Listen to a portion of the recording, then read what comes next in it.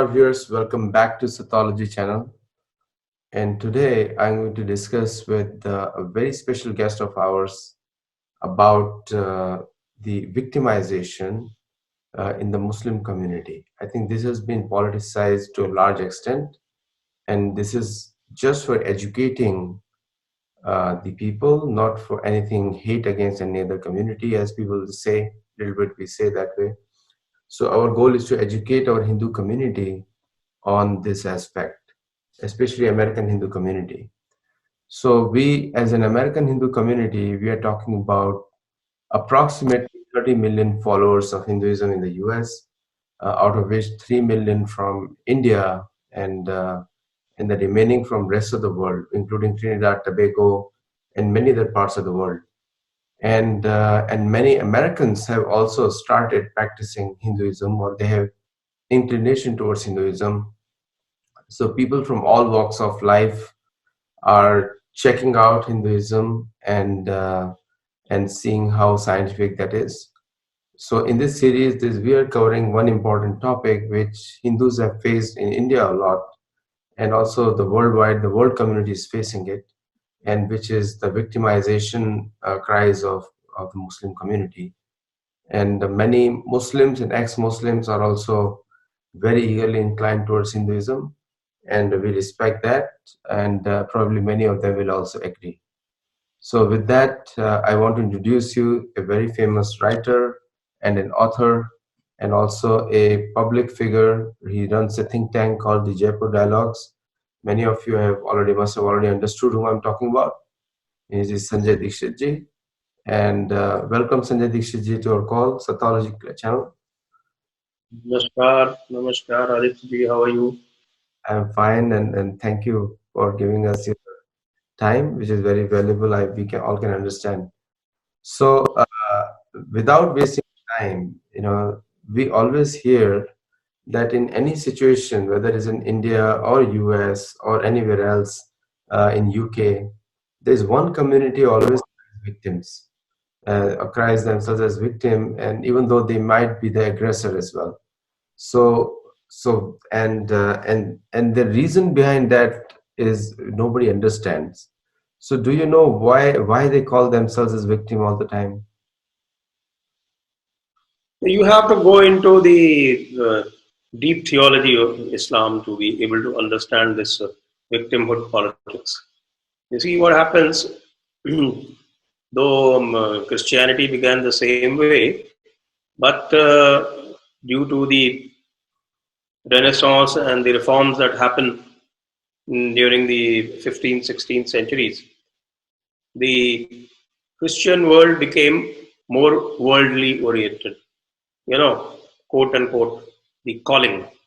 So they got busy with the calling, and they got into material prosperity. The material prosperity was considered good, and it was considered to be a reward. And that is how, in fact, that also coincided with the rise of the individual rights theory, individualism, and then capitalism. Though many people think that capitalism is only the other facet of Marxism, and both are binary theories. And this is rooted in Christian theology. But because it is individually oriented, there's a lot of material progress that happened. So this is also called the end of the European Dark Ages. If you look at the beginning of the European Dark Ages, they began the same way the Islamic Dark Ages began. That is, with the complete intolerance and total bigotry, where they wanted to finish off every other civilization and expand Christianity everywhere. That continued right up to the colonization era. Look at the number of civilizations that the Christians finished off. The Mayas, the Aztecs, the Greek civilization, the great Egyptian civilization. I mean, it wasn't the libraries of Takshashila and the libraries of Nalanda and Vikramshila that were the first to burn. If you remember, the first library to be burned was the Library of Alexandria, mm, their famous incident with Hypatia. mm, So the Christian Dark Ages came to an end when Thomas Aquinas decided that in order to conquer the Islamic world, when they were rationalizing the Crusades, they came to know of an important development in the Islamic world. And that development was very, very important in the sense because that spelled the end of rational thinking in the Islamic world. And that was the advent of a great saint, considered to be a great saint in Islam, that is Imam al Ghazali. Because Imam al Ghazali, he propounded the theory of what is called theologically broken time mm, and complete determinism. Anything that you do is willed by Allah, you are only a tool. And he also forbade what is called rational thinking, Aqli Kalam. So that was the end of Aqli Kalam. Of course, there is a history to it. The tussle between the Mutazalis and the Asharis. In English, you call them Mutazalites and the Asharites. So that tussle, and then you had Al Ghazali coming. There was some parallel development, but later on, with the advent of Ibn Taymiyyah, he approved the theory of Al Ghazali. Al Ghazali was a Sufi, and the Sufi, the devotional stream, and Ibn Taymiyyah, the conservative stream, they came together and completely finished off the rational schools of Islam. So the rational school of Islam was over by about 13th century, end of 13th century. The last people were some Spanish, like Ibn Rushd, Averroes is called in Spain, and they were humiliated. They were kind of, their theories were wiped off the face of Islam. But Thomas Aquinas sees this opportunity and he suddenly exalted reason because he sensed an opportunity in Islam throwing off the Aqli Kalam or rational thinking. So he started emphasizing reason. And with the advent of reason, then, as things went by, that became an important fulcrum on which the 3 century later the European Renaissance was based. You have to understand this beginning of the Islamic Dark Ages by complete forswearing of what is called the Aqli Kalam or rational thinking and giving rise to complete determinism.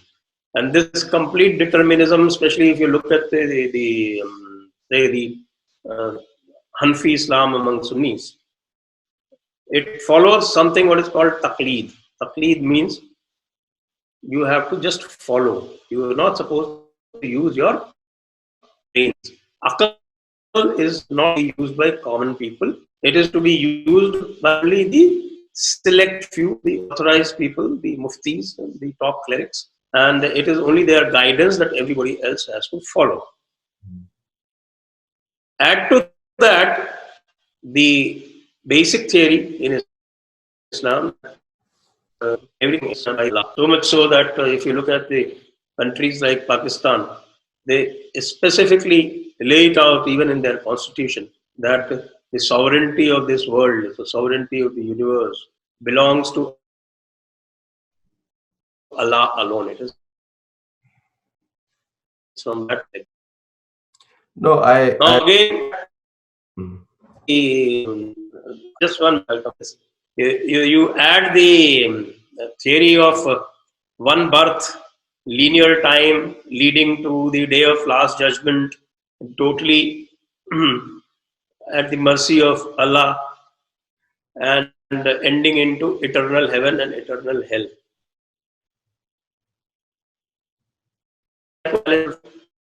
How much of a scare a normal Muslim has. And was supposed to be guided only by this clerical class. This clerical class is able to use the Muslim this 0.1% class is able to use, because of this basic Islamic theology, it is able to use the Muslim community, the complete Muslim community, and bend them to their will. And what is called political Islam is exercised by that authority of political Islam, is exercised by these people on behalf that dread of linear time, one birth, thing by Allah, everybody is scared of going to hellfire. And it is very easy to bend them and twist them and to adapt them to the will of this class. And this class has gained expertise in being aggressive, doing their design, and if they fail in their design, they play victim. Yeah. So, it's a very good background you gave, historical background. Now, when we see the Western countries which are being extremely politically correct, I can say about US, and particularly one class of the US, which is the Democrats, which tend to be very politically correct. And what is happening in Turkey now? Turkey today banned all the churches. They seized all the churches in Turkey as a state property. So there are no more churches from today onwards in Turkey. And so the same victim mentality is being played. That throughout the world, people are working against Muslims. If you go to any chat window, you just see that people are working against Muslims. But in reality, they are working against the rest of the world. And the logic, like you already explained in brief history, that the logic and everything is out of the window. So the blind following that they have created, which is actually hurting them, is going to hurt them more, because people are not going to get bought by the Islamophobia campaign. Now in the US now, other than Bernie Sanders, nobody supported these Muslims other than Bernie Sanders. And now, because they put all their support to Bernie, and now the Biden is going to win the Democrat nomination, so they're at a big loss. And now they're asking their own people that we donated $20 million, $30 million, and where has all that money gone? So it's going to see a lot of churn within the US also. And with that, countries like Turkey taking action against Christians. So now everyone is asking, even in Myanmar, the problem was aggressors were one community, which Muslim community. In India, the aggressors are the Hindu Muslim community again. So Muslims against Buddhists, Muslims against Hindus, Muslims against Christians, Muslims against the whole world. Do you think they can even survive like this for a long term? I think you forgot to put one more, that is Muslims against Muslims. That is, in fact, the biggest binary in the world. The Shia Sunni divide in the Middle East is bigger than any of these. Yeah. And Turkey, as you rightly said, in the Turkey is very successful in whitewashing one of the biggest genocides in the history, the Armenian genocide. If you look at the history of Anatolia, it is called Turkey now. The Turks are not the original inhabitants of Turkey. Anatolia was basically Byzantine. Yes, yes, correct. And inhabited by people from Middle East, people from Greece and Armenia. These were the major populations. And it was only about 12th, 13th centuries that the Turks started infiltrating and invading into Anatolia from the Turkestan region, which is basically the Central Asian region. Central what you have is the 5 Central Asian republics plus the East Turkestan, that is Xinjiang of China. These and a part of Balkh or northern Afghanistan. These 7 geographies are basically the Turk geographies, and it is from here that the Turk people infiltrated in the west to what is Turkey now, it was Anatolia basically, and even went as far as Constantinople, which is now Istanbul. And to the east, they started infiltrating and invading into India. This is the short history of the Turkish domination of the east and west of their geographies. They succeeded magnificently in Turkey, not so much in India, but Turkey is now almost 99.9% Muslim. As far as this business of playing victim is concerned, even ISIS plays victim. The Muslim Brotherhood plays victim. Even Al Shabaab plays victim. They always have a reason. They always have a justification. Whereas if you look at this Peter Spencer website, the Jihad Watch, you'll find that 99.99% of terrorist attacks and terrorist killings are by these jihadi groups, and the victims are others, mostly Christians. I think about What I've seen 90% is, of what I've, victims are Christians, and 10% are others. And of course, there are a large number of killings among the Muslims. If you really look at the total figure, then more Muslims have been killed by Muslims than the other people. correct. Next comes Christians and then other people. But there is nothing new to this. I'll take you to the examples of India, for instance. In India, one of the earliest massacres that happened was in the Malabar region, what is euphemistically called the Malappa rebellion. It was no rebellion, it was basically a massacre of the Hindus. And later on, someone, he was called a freedom fighter, Maulana Asrat Mohani, and in one of the Congress sessions, he rationalized it. He said that, this happened because the Muslims were terrified. Why were they terrified? They're terrified because of the actions of some British officers. They got so terrified that they killed, raped, plundered, committed unspeakable atrocities on the Hindus because they were in a massive majority in that area of what is now the district of Malabar. In Kerala? There is some very famous documentation, yes, in Kerala. There is a very famous documentation by Sandeep Balakrishna, if you can have a look at that. And some of the regions, in fact, the 9 p.m. IST, I have already uploaded a video. It will be premiering at 9 p.m. IST. And I have gone into Dr. Ambedkar and how Dr. Ambedkar views this politics. In fact, what he calls beautifully put, he says that the nature of Muslim politics in India is gangsters' method of politics. And this he has reiterated a number of times in that famous book, that Pakistan or the Partition of India. And there are some very good chapters which are dedicated to dissecting this curious phenomenon. Why it happens?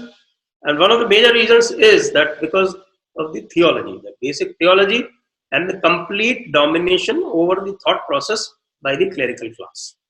See, in the US also, they have come from all parts of the world. These Muslims have come, and always they say that they are victims in the US. So President Trump asked them, if you don't like this country, you can go back to any country you want. And again, they have, Exactly. That, no? Even Vladimir Putin said that. yeah. So they have problem. Even the Australian Prime Minister said that. Yes, yes. So, but coming back to the Hindu community, now we try to use our rationality to try to find rationality in them, and there is no rationality in them. Like you said, there's the closed book. No, I explained to you how it works. So please do not look for any rational thinking, because use of brains is prohibited theologically. Remember this. Akli kalam is prohibited.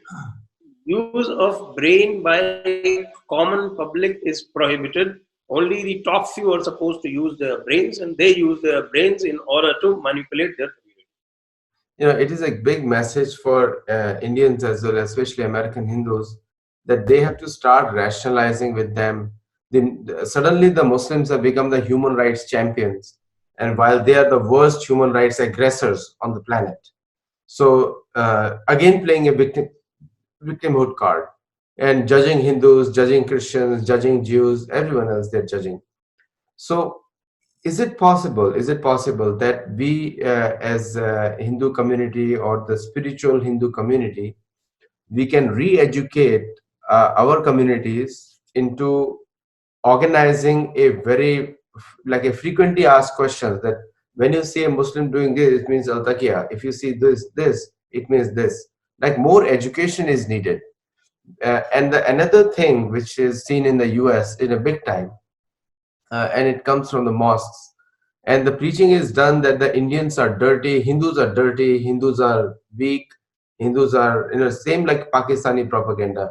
Hindus are less intelligent. This kind of propaganda is made. And so whenever they meet the Hindu community, generally they were not very honest. So the business and the integration of society can never happen in that situation. So we also need to create some kind of guidelines for the Hindu community, especially in the American Hindu community, where they know how to deal with these people. So you have to understand again. It comes from the theology. You see, when they are saying all these things that X is dirty, Y is bad, and the third is a cattle. So it comes from the theology. Mm. In fact, the holy book itself says that non-believers are like cattle. I think it is the 23rd surah. Says the non-believers are like cattle. Plus, add to this that only human beings have soul. Everything else is for the enjoyment of the believers. So non-believers are like cattle; they don't have soul. So there is no sin in slaying them. And there are a number of explicit verses which actually say that. Why this happens is, again, understanding. I said that if you want to understand Islam, you have to begin from the history of Christianity. The initial development of Christianity was no different. It's only that in the 15th, 16th century, the reforms happened, the Enlightenment happened, the Renaissance happened, and the the individual ethic, the Protestant ethic came, the calling principle came, and people became more self-oriented. They became more Puritan, but also became more individually oriented. The theories came, the individual rights theory came, the Newton's mechanistic universe theory came. So all this led to a surge in individualism, individual rights, and that saw this capitalistic boom. Of course, we will discuss another time because all of this was good. But those dark ages certainly came to an end. That irrational thinking became much less. Of course, when you look at the evangelists in India, they talk the same nonsense that probably used to be talked about in the Middle Ages. But as far as the Islamic cleric is concerned, who holds the reign of the community very firmly in his hand because of the theology, and the logic is too valued, true, false. What is true, what is written in the scripture is true. What is not there in the scripture is false. So when everything is coming from the scripture, it is useless to rationalize with them. Yeah, that's You true. have to find a way of countering that theology. If you are not able to counter that theology without countering the theology, if you are going to enter into arguments with them, I think it's a futile endeavor.